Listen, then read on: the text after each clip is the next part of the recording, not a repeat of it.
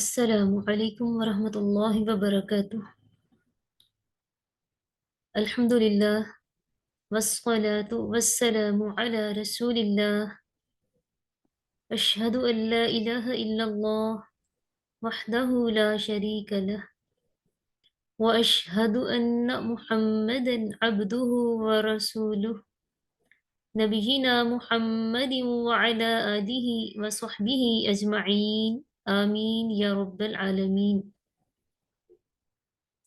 جی، سب سے پہلے تو آپ سب کو رسول اللہ صلی اللہ علیہ وسلم کی وصیت کے مطابق لسان القرآن بیسک کورس کے سبق نمبر 36 میں خوش آمدید۔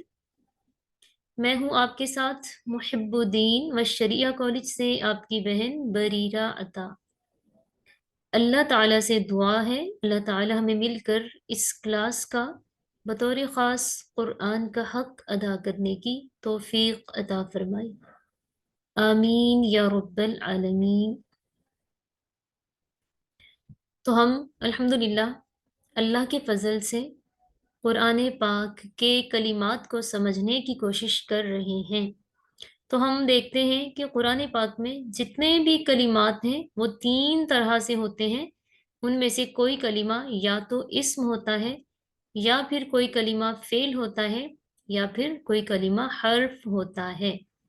یعنی کلمہ 3 طرح سے ہیں، کلمہ کی 3 اقسام ہیں: اسم، فعل یا حرف۔ اسم کیا ہے؟ کسی بھی چیز کے نام کو اسم کہتے ہیں، کوئی بھی کام فعل کہلاتا ہے، اور حرف ایسا کلمہ ہے جس کے اپنے معنی تو ہوتے ہیں لیکن علیحدہ استعمال ہوں تو ان کا فائدہ نہیں ہوتا۔ حرف کا فائدہ تب ہوتا ہے جب یہ افعال یا اسماء کے ساتھ مل کر استعمال ہوتے ہیں۔ تو اللہ کے فضل سے ہم نے فعل کو ڈیٹیل میں دیکھا، ہم نے فعل کی 4 اقسام پڑھی: ماضی، مضارع، امر، نہیں، اور اس کے ساتھ ساتھ اس کی ضروری اشیاء پڑھی، اور حروف کو بھی ہم نے دیکھا، حروف کا استعمال بھی کیا ہم نے فعل کے ساتھ، اسم کے ساتھ۔ اب ہم پڑھ رہے ہیں اسم۔ اسم کیا ہے؟ سب سے پہلے ہم دیکھتے ہیں کہ اسم 2 طرح سے ہوتا ہے۔ تو آپ سب کو پتہ ہے اسم کسی بھی چیز کے نام کو کہتے ہیں۔ تو اسم کی 2 اقسام ہیں: اسم ظاہر اور اسم ضمیر۔ تو اسم ضمیر یہ الحمدللہ ہم نے بہت اچھے سے پڑھ لیا کہ اسم ضمیر 2 طرح سے ہوتا ہے: ضمائر متصل اور ضمائر منفصل۔ اب ہم بات کر رہے ہیں اسم ظاہر کی۔ اسم ظاہر میں بھی ہم نے اسم کے حوالے سے الحمدللہ بہت کچھ پڑھ لیا، سیکھ لیا۔ تو ہم سب سے پہلے دیکھتے ہیں کہ اسم کی ڈیفینیشن کیا ہے۔ اسم ایسا کلمہ ہے جو کسی بھی شخص، جگہ یا چیز کے نام کو ظاہر کرے، جیسے خالد، پاکستان، کرسی۔ خالد کسی شخص کا نام ہے، پاکستان کسی جگہ کا نام ہے، اور کرسی یہ کسی چیز کا نام ہے۔ تو ہر وہ کلمہ جو کسی شخص، جگہ یا چیز کے نام کو ظاہر کرے اسم کہلاتا ہے۔ پھر ہم نے دیکھا کہ اسم 2 طرح سے ہے نا، اسم ظاہر اور اسم ضمیر۔ ضمیر کے بارے میں ہم پڑھ چکے تھے کہ وہ کبھی متصل اور کبھی منفصل ہوتی ہیں، یعنی ضمائر کا تعلق بھی اسم، فعل اور حرف سے ہی ہوتا ہے۔ پھر جب ہم اسم ظاہر کی بات کرتے ہیں تو اسم ظاہر کے کسی بھی کلمے کو سمجھنے کے لیے ہمیں ان بنیادی اصطلاحات کو سمجھنا ضروری ہوتا ہے، جو کہ ہم سمجھ چکے ہیں الحمدللہ۔ وسعت کہ وہ اسم معرفہ ہے یا نکرہ، جنس کے لحاظ سے مذکر ہے یا مؤنث، حالت کے لحاظ سے مرفوع ہے، منصوب ہے یا مجرور ہے، یعنی اس کے اعراب ہم نے دیکھے تھے یہاں پر۔ پھر تعداد کے لحاظ سے وہ اسم واحد ہے، تثنیہ یا جمع ہے۔ تو اللہ کے فضل سے ہم نے یہ سب کچھ ایک ایک کر کے سیکھ لیا۔ اب ہم پڑھ رہے ہیں اسم کے حالات۔ اسم کے حالات سے مراد ہے کسی بھی اسم والے کلمے کے آخری حرف کی حالت۔ آخری حرف سے ہی پتہ چلتا ہے کہ وہ اسم کس کنڈیشن میں، کس حالت میں ہے۔ مرفوع ہے، منصوب ہے یا مجرور ہے. یعنی اسم کے 3 حالات ہوتے ہیں، کبھی اسم مرفوع ہوتا ہے، کبھی منصوب اور کبھی مجرور. تو ہم سب سے پہلے مرفوع پڑھ رہے ہیں. تو مجھے امید ہے کہ مرفوع کے بارے میں آپ کو کافی کلیئر ہو چکا ہوگا. مرفوع کیا ہے؟ مرفوع واحد ہے جس کی جمع ہے مرفوعات. یعنی مرفوع سے مراد ایسا اسم ہے جسے پیش دی گئی ہوتی ہے، یعنی جس کلمے کے آخر پر پیش ہو اس کلمے کو کہتے ہیں مرفوع. ٹھیک ہے، یا ہم یہ بھی کہہ سکتے ہیں کہ وہ اسم حالت رفع میں ہے. رفع کس کو کہتے ہیں؟ رفع پیش کو کہتے ہیں، یعنی پیش کو عربی زبان میں رفع کہتے ہیں. پھر ہم نے یہ بھی دیکھا تھا نا کہ مرفوع جو اسم ہوتا ہے وہ صرف پیش کے ساتھ ہی نہیں ہوتا، بلکہ رفع کی اور بھی کچھ علامات ہوتی ہیں تثنیہ اور جمع کے لیے. الف نون اور واو نون، اور مؤنث میں جمع مؤنث ہو تو الف تا کے ساتھ. تو یہ سب کچھ یاد ہے نا آپ کو؟ تو اب ہم چونکہ اسم کے حالات پڑھ رہے ہیں جس میں ہم نے سب سے پہلے مرفوعات کو لیا ہے، تو ہم نے دیکھا کہ مرفوعات میں کیا کیا چیزیں شامل ہیں. فاعل، نائب الفاعل، مبتدا، خبر، کانا کا اسم، انا کی خبر. اور الحمدللہ ہم یہ 4 چیزیں پڑھ چکے ہیں، فاعل، نائب الفاعل، مبتدا اور خبر. تو ہم نے دیکھا کہ یہ چیزیں ہم نے تمام کی تمام جب سیکھی سمجھی تو ہمیں پتا چلا کہ ہاں واقعی یہ چیزیں مرفوع ہی ہوتی ہیں، یہ کلمات مرفوع ہوتے ہیں، مرفوعات میں ہی شامل ہیں. تو آج کے سبق میں انشاءاللہ ہم کانا کا اسم اور انا کی خبر کے بارے میں پڑھیں گے. جیسا کہ آپ کو یہ پتا چل گیا ہے کہ کانا کا اسم اور انا کی خبر، اس کو ہم نے مرفوعات میں لکھا ہے، تو اٹس مین یہ بھی مرفوع ہی ہوں گے. کانا کا اسم اور انا کی خبر. تو یہ ہم دیکھتے ہیں انا و اخواتھا کا عمل. اخوات یہ اس کا ویسے لفظی معنی ہے بہنیں. تو یہاں پر ہمارے پاس انا کے علاوہ انا جیسے اور بھی کلمات ہیں جن کا عمل انا کی طرح ہی ہوگا، اس لیے ان دوسرے کلمات کو انا کی بہنیں کہہ دیا. انا و خواتھا، انا اور اس جیسے اور کلمات کا عمل کیا ہے؟ انا وغیرہ اپنی خبر کو پیش دیتے ہیں. مبتدا اور خبر یہ آپ کو یاد ہے نا. مبتدا کیا ہوتا ہے؟ مبتدا وہ کلمہ ہے جس سے کسی جملے کی ابتدا ہوتی ہے.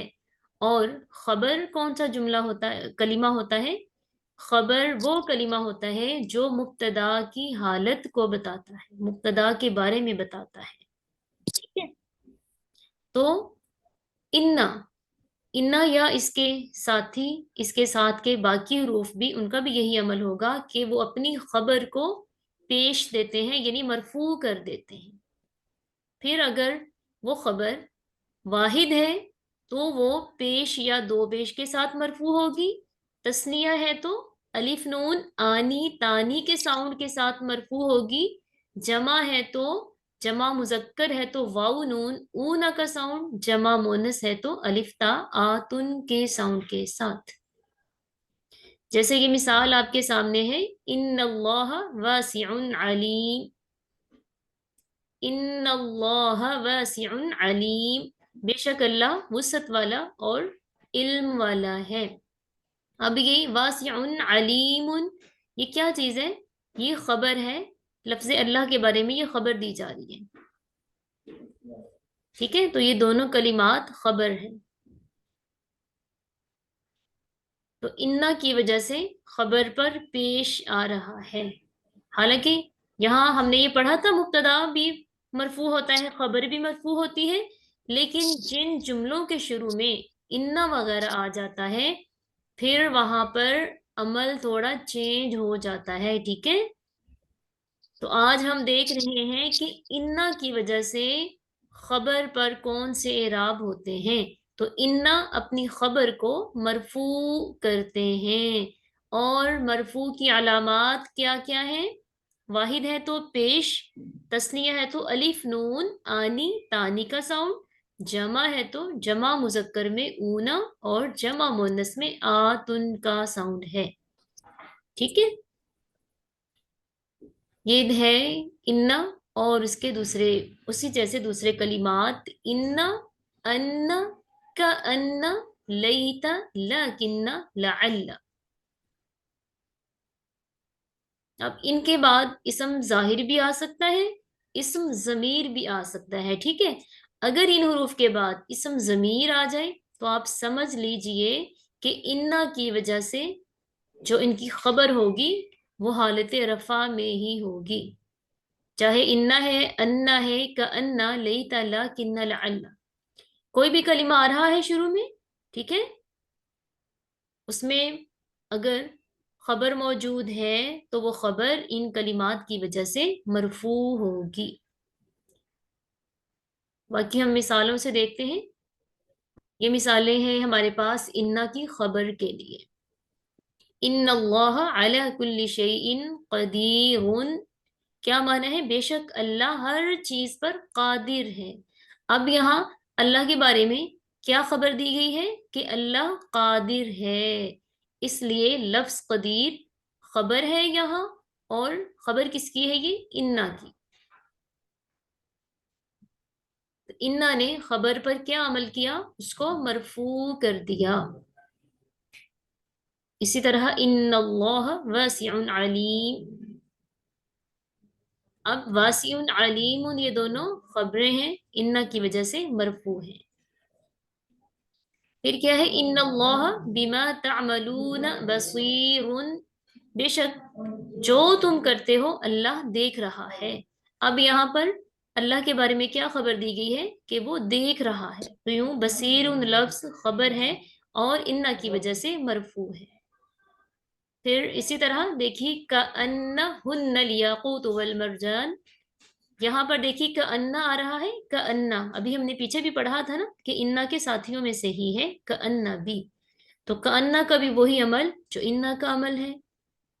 کأنہن گویا کہ وہ یاقوت اور مرجان ہیں، تو یہاں یاقوت یعنی ہن،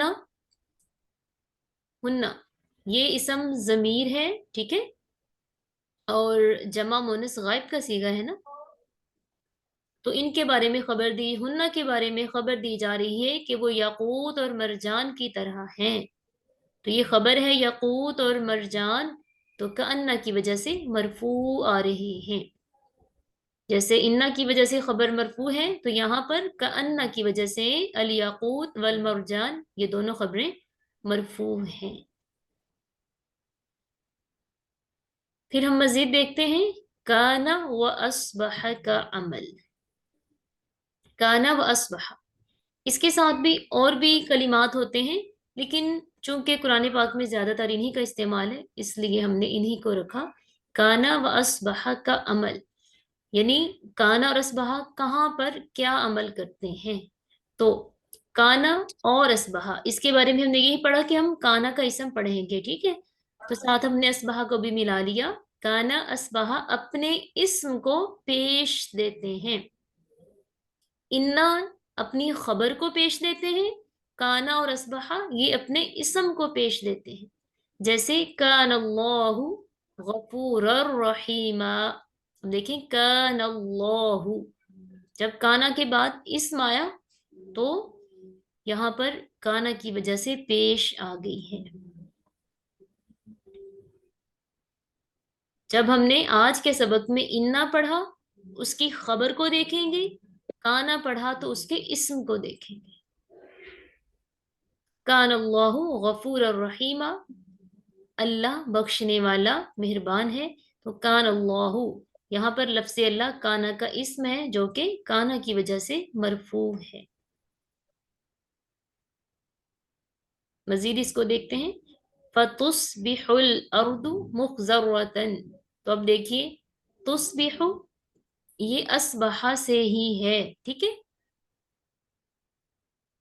یہ کانا اصبح ان کو افعال ناقصہ بولتے ہیں اور ان کی بھی گردانیں ہوتی ہیں، جیسے زارابا کی گردان ہوتی ہے، جیسے کانا کی گردان ہم نے پڑھی، ایسے ہی اسبحہ کی بھی ماضی مضارع ساری گردانیں ہوتی ہیں، ٹھیک ہے۔ فتصبح الارض، اب یہاں پر ارض یہ تصبح کا اسم ہے، اس وجہ سے یہ مرفوع آ رہا ہے۔ پھر وَيَكُونَ الرَّسُولُ عَلَيْكُمْ شَهِيدًا، وَيَكُونَ الرَّسُولُ كَانَ يَكُونُ، ٹھیک ہے۔ تو یکون کا اسم الرسول ہے، یکون کی وجہ سے الرسول مرفوع آ رہا ہے، کیونکہ کانا وغیرہ اپنے اسم کو مرفوع کر دیتے ہیں۔ اسی طرح فَأَخَذَتْهُمُ الرَّجْفَةُ فَأَصْبَحُوا فِي دَارِهِمْ جَاثِمِينَ، اب یہاں پر دیکھیے فَأَصْبَحُوا، دیکھیں فَأَخَذَتْهُمُ الرَّجْفَةُ، پس پکڑ لیا انہیں زلزلے نے، فَأَصْبَحُوا فِي دَارِهِمْ جَاثِمِينَ، پس وہ ہو گئے اپنے گھروں میں اوندھے منہ پڑے ہوئے۔ اب دیکھیے فَأَصْبَحُوا، پس ہو گئے، تو جیسے ہم فعل کے اندر سے ضمیر نکالتے ہیں نا، بطور فاعل، بطور نائب الفاعل، تو اسی طرح اب یہاں پر ہم اصبحوا کے اندر سے اس کا اسم نکالیں گے۔ تو چونکہ اصبحوا جمع مذکر غائب کا صیغہ ہے، تو اس کی ضمیر بھی جمع مذکر غائب کی نکلے گی ہم، ٹھیک ہے، ہم۔ تو میں نے آپ کو بتایا تھا نا کہ جب ضمیر فعل کے اندر سے نکالی جاتی ہے تو وہ مرفوع ہوتی ہے، تو یہاں بھی یہ بات پوری ہو گئی کہ اصبحوا اپنے اسم کو مرفوع کرتے ہیں، تو جب ہم نے اصبحوا کا اسم اس کے اندر سے ہی بطور ضمیر نکالا تو وہ مرفوع ہی ہے۔ جب بھی ہم کسی بھی فعل کے اندر سے ضمائر نکالیں گے تو وہ حالت رفع میں ہی ہوتی ہیں، ٹھیک ہے۔ اسی طرح او یصبح ماؤها غورا، یصبح اصبح سے ہی ہے، ماؤ ماؤها، ہا ضمیر ہے نا، اصل لفظ ماؤ ہے، تو یہاں پر پیش آ رہی ہے، تو یوں ماؤ یہ یصبح کا اسم ہے اور یصبح کی وجہ سے مرفوع ہے۔ اسی طرح وَكَانَ اللَّهُ بِمَا تَعْمَلُونَ بَصِيرًا، وَكَانَ اللَّهُ، کانا اپنے اسم کو پیش دیتا ہے، تو کانا کی وجہ سے لفظ اللہ پر پیش آ رہا ہے۔ یہ ہے ہمارا آج کا سبق، جس میں ہم نے یہ دیکھنا ہے کہ انا کی خبر کا اعراب کیا ہوتا ہے اور کانا کے اسم کا اعراب کیا ہوتا ہے۔ تو ہم نے دیکھا کہ ان کے اعراب مرفوع ہوتے ہیں، اسی لیے انہیں مرفوعات میں پڑھا ہے۔ اس کے ساتھ ہی آج ہمارا الحمدللہ اللہ کے فضل سے مرفوعات والا ٹاپک اختتام پذیر ہوا۔ مجھے امید ہے کہ آپ کو اس کی اچھی سمجھ آئی ہوگی۔ بارک اللہ فیکم اجمعین۔ اب ہم انشاءاللہ سوموار سے منصوبات سٹارٹ کریں گے۔ سبحانک اللہم وبحمدک، نشہد ان لا الہ الا انت، نستغفرک ونتوب الیک۔ السلام علیکم ورحمۃ اللہ وبرکاتہ۔